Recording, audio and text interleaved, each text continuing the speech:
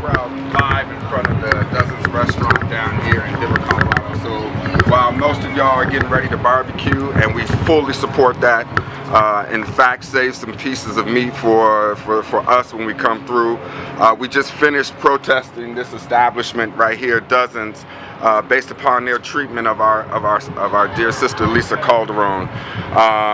And you know, just it was important for us to do this for several reasons. Those of you who know our sister Lisa know that she's someone who works in the community, and she's a stalwart for justice issues for people of color, for women, for LGBTQI folks, for all of it. So we're not going to tolerate that type of behavior. My brother Kamal actually said something that was very, very profound just a second ago, and although we just finished the protest just now, brother said something that bears repeating, which is that people are uncomfortable with protest, right?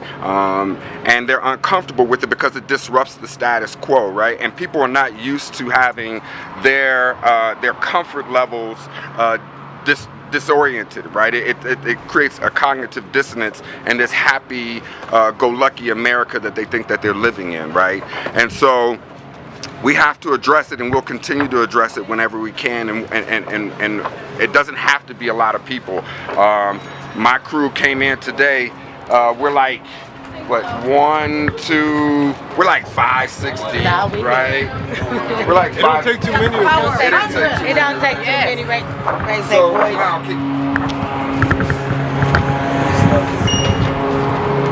hope you enjoyed your breakfast. We didn't mean to interrupt you with injustice, you know. Even though our sister got interrupted and disrespected the other day and kicked out. Privilege has its, listen, no. privilege has its space. I'm not a racist, man. Of course not. You just play one in dozens. No. She was trying to enjoy her food too. Right. When they disrespected her and put her out, and he threatened her with the police term for murder. She was 86th out of here. I don't want anybody to be upset, right? We're all people. Right, I get it, but it was already happening. Your children just got a wonderful civics lesson. You know that, right?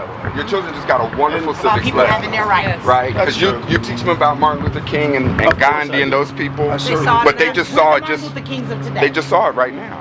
Yes. Right? And So and that's okay. yeah, it is. It's okay. It's the First Amendment, right? It doesn't work for everybody to just be happy. We have extra signs if you want to. I would, but I actually have to go somewhere. All right. All right. Thanks. Peace. So, Peace. yes, take care. Oh, okay. So we just finished the boycott. Kamal, you just had made a pretty live statement about people's discomfort with protests. Can you talk about that real quick? So the man that was here to affirm to himself that he wasn't a racist, he was the one that was most vocal about his taking issue with our protests. And the thing is, no matter what it is that you're doing, people are always going to be upset at you protesting. It doesn't matter what you're doing. It doesn't matter how much more they'll demand that you be peaceful, right? You can take a knee in the corner somewhere, and they'll still take issue with it. They'll still find a way to stop your career. They'll still find a way to do whatever it is that they feel they need to do to you. So the thing is, it doesn't matter if you protest in a corner like that, or if you shut things down, or if you make a grandstanding statement in the middle of an unjust situation. People are going to take issue with it, and you got to keep pushing on. You got to keep pushing past the discomfort. You got to know in your heart that what you're doing is right, and that just a little bit discomfort is the noise that you make when you rock the boat, and you got to keep rocking that thing. Sister, are you Facebooking live with me as I'm Facebooking live with you? I'm sharing your video. Oh, okay. So we're still live again. So can you tell us why you felt like it was important to come and join the protest? Well, I mean, as a black woman, I don't appreciate them treating our sisters any kind of way. When we go up in establishments, they have to learn to respect us and treat us better. I'm just tired of all the racism, period, in this country. And so anytime I find somebody treating my people wrong, I'm going to be there in any way that I can show up. And that's what the rest of us need to learn to do. Thank you. Sister Ebony, I love the fact that this is the funny thing. If you rock with Lisa, you are going to get on the fast track to social justice.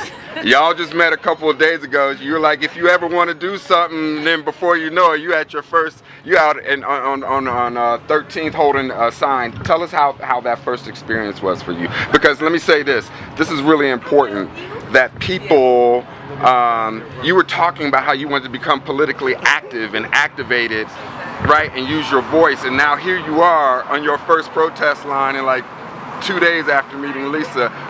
Tell me what that experience is for you.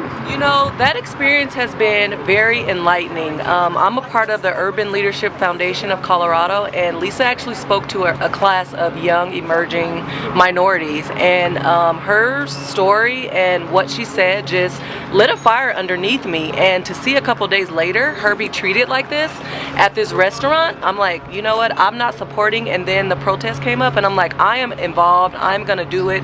And I have been in her similar situation, and I want to use my testimony as well to give back and to show that women are equal. Women, you know, we face a double minority as far as being women and also being women of color, and we will not tolerate this injustice being spoken to in a way that's demeaning. We won't tolerate it, and I had to be involved in it and to show that I support her and what she's trying to accomplish with this protest. So let me ask you one quick question.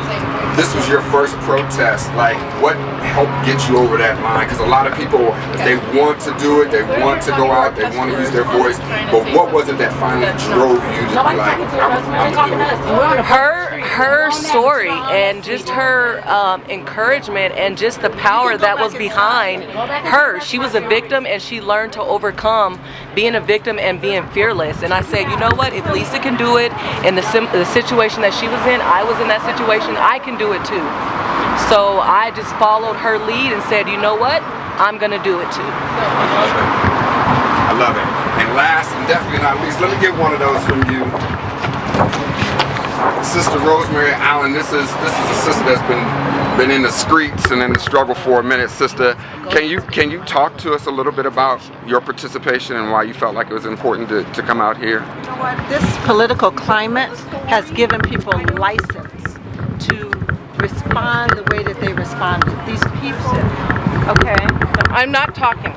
No. Started having marginalized groups any way they like, and we have to send a message that it's not going to happen. When we talk about resist, this is how we resist, and if we don't stand up and let people know that this cannot continue, then we don't know what might happen around here. I'm here because I have to be here. We have no choice but to be here. What happened to Lisa can happen to any one of us. Injustice anywhere is a threat to justice everywhere, and we have to be social justice warriors so that we can resist what's happening today. We need to wash, rinse, and repeat that saying right there. Thank you so much, Sister Rosemary. And I said, but I'm going to order. I come here all the time. I see you. That's awesome. Good. And so you know we're not bad. no, I know you've always been polite to me. Your husband has not been. And so when I explained to him that the elder wasn't eating, he said, oh, I got a complaint about you bringing in a guest who wasn't eating. I said, I can't make the folks who I come in with eat. That's not up to me. I ordered. Okay, good. I'm sorry. no, I am so sorry. I'm not to work, but I'm not I done. have to work. So I'm not done. So then when I tried to explain to him how I was treated by the waitress, and he said, she complained about you, I said, what's going on here? I don't see a sign that says, you know, you can't eat if only one person is eating. You should have let us know that. We have a sign and it says, you know, a minimum of 5. And it's been A up minimum for of 5 31 years. people? A minimum of $5 a person. I ordered $15 It's okay. worth of You know what? food. What difference does it make? So, but the real issue is when I was trying to make a complaint to him, he says, you know what? Get out of here. I got your check. Get out of here and don't ever come back again. And he's yelling at me in front of all 80 people. That's fine. Anybody can be 86. No, it's Yeah, not but it's fun. not fine to talk to your customers. But because you were threatening Yelp and what have you. Right. Threatening. You know what? I was making a complaint. Customer. It's a complaint. You're a business. It was not a When threat. you're a business. It was you're a able to make complaint. And be the owner. I said I'm sorry. What would you like me to do? We want your husband to come and say he's sorry. I need to go in and Publicly. work. Go work and get your husband here. We want an apology. Okay, you know what? You don't have to be nasty to Whatever. me. She was nasty. nasty. I am so sorry if it came off that he was nasty. I am I know very you're sorry. married to the man, I but am you can't apologize for him. I can say I am sorry. I can because you asked me to. So I am sorry. I have to go in and work. We have to too. We're taking time out of our busy schedules too. Well, you didn't have to. I was working on Friday as well. Okay. In front of her client, so it's very rude. So we do have a list of demands because we could continue this for ad infinitum. I don't know what you want me to do. Do you want our list of demands? We're going to tell you. Okay. Okay, so we would like an apology, a public apology on behalf of your husband. Do you think we can manage that? I can't answer for my husband. You have been. Well, all I'm saying is I am sorry. Okay. That's all I've said. Okay. I don't know what you guys want me to do. Okay, okay. We would like for him to apologize. He's not here. Okay. Well, he can issue an apology because Yes. he's made several statements to people who called and asked him, and he said that, you know, he's basically demeaned me as a customer who had a concern. So if he can make those statements, he can easily issue an apology. So that's number one. Number two is we would like for you or this establishment to donate a certain amount of proceeds to a youth organization. Well, if you don't have any money, I would think you would conduct business a little better. So you Well, won't lose how about customers. $15 worth, because that's the amount. I can't answer for my husband. I am sorry. And I need to go in and You work. can answer on the phone. Can you go call your husband? I will try. Okay, Yes. so you should call him. I'm going inside and You should do that. We'll be right here. Thank you. So, to go back to Lisa, thank you for addressing it. Now the views have shot up, of course. Talk about the importance of us being here today. You know, some of the comments on Facebook, most of them, over 200 comments just on my Facebook page alone, not all the people who shared, were really supportive. So first of all, I want to say thank you for that, because, you know, facing this kind of aggression in a place that you would least expect it, I was very much alone. I don't feel alone anymore. So that's the first thing. The second thing is that a couple of the comments though said, hey, you know, he's just a rude guy, and so he's rude to everybody. It has nothing to do with race. It has nothing to do with the politics of Trump. You know, and what they're missing the larger point, and that is, you know, when a black woman is being called out by a white man, when she simply complains about poor service in front of a crowd of white people, and nobody steps up and to say, hey, listen, why don't you just listen to her, or tries to calm down the situation, you know, shame on all of them.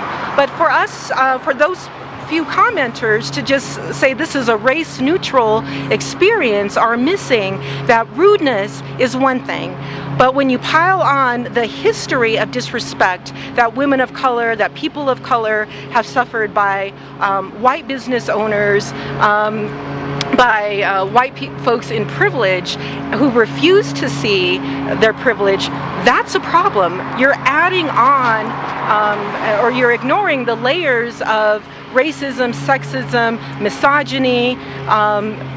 I can't be blind to. So, you know, this is part of what this protest is. This isn't just about rudeness and poor service. This is about, we are tired of it. We are tired of being disrespected. We will speak up for our people. And I appreciate for those of you who came out, and you can see it only takes a few of us. It only takes a few. So just a few of you taking time out of your day, and by the way, I also appreciate all of you who have called the owner and who have posted Yelp reviews and posted on the DaDozens Facebook page, because they also they took down that page. They were getting so many people complaining. So, you know, there's different ways of activism, but one of the ways is not just to, you know, shake your head and say it's terrible. Do something, whether it's making a phone call, coming out with us, adding your voices. It makes a difference. It matters. Thank you, Lisa. So, what I think is important, a couple real important takeaways here, right? Is and it's, our sister Lisa just said it, right? Is that in those instances, she didn't feel safe, right? She's in a restaurant full of people, and people who were probably wearing pink hats about 3 or 4 months ago, right? When that type of thing was just on television or popular or down at Civic Center Park or what have you. But now that it's in front of their face, there's a silence that comes with violence, right? It's violence for her to be in a place like this and nobody stand up and say anything. However, when we're protesting, people felt comfortable enough to stand up and say something, right? So that's exactly the type of insidious behavior that we're talking about that has creeped inside of the American fabric and that's popularized and put in play. So what we want to do at this point is we're going to hang out here for a while. We don't, you know, she went to go call her husband, who I happened to go to high school with, right? And he was an asshole then.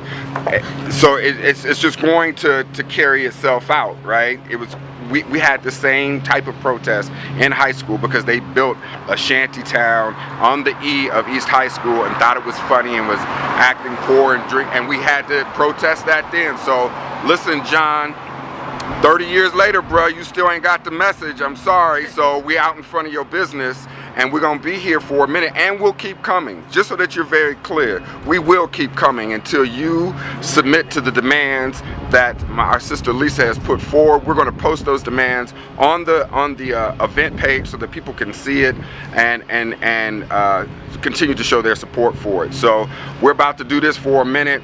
I might go Facebook Live in a few. I thank everybody who's showing love and support. And yeah, power to the people. All right. Yay! Good Actually, I job. don't want to hang out here. I want to go eat. I want to go eat everything. Let's go do that. I'm hungry. So I know Sister Ivy has to go get those beautiful